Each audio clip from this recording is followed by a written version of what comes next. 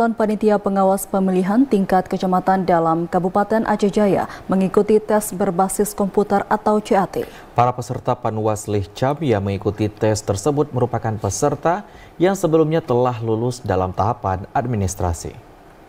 Calon Panwasli Cam di Aceh Jaya mengikuti tes berbasis komputer yang dilaksanakan oleh Panwasli Kabupaten setempat.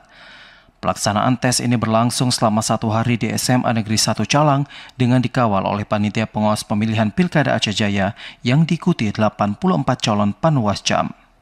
Meski begitu, dari jumlah peserta yang mengikuti tes CAT di Aceh Jaya berdasarkan hasil seleksi administrasi, 2 kecamatan kekurangan keterlibatan perwakilan perempuan, yaitu Kecamatan Indrajaya dan juga Pasiraya. Alhamdulillah pada hari ini tes CAT yang lulus administrasi lebih kurang 84 orang dari 9 kecamatan di Aceh Jaya. Sistemnya kita langsung pakai komputer CAT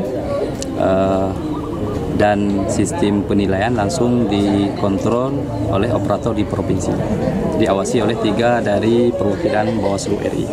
Ingat di SMA 1 Salang kita saprasnya 50 buah PC ataupun komputer.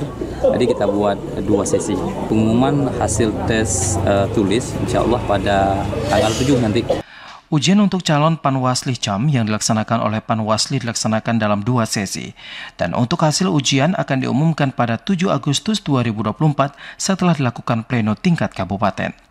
Dari Aceh Jaya, Musliadi, TVRI melaporkan.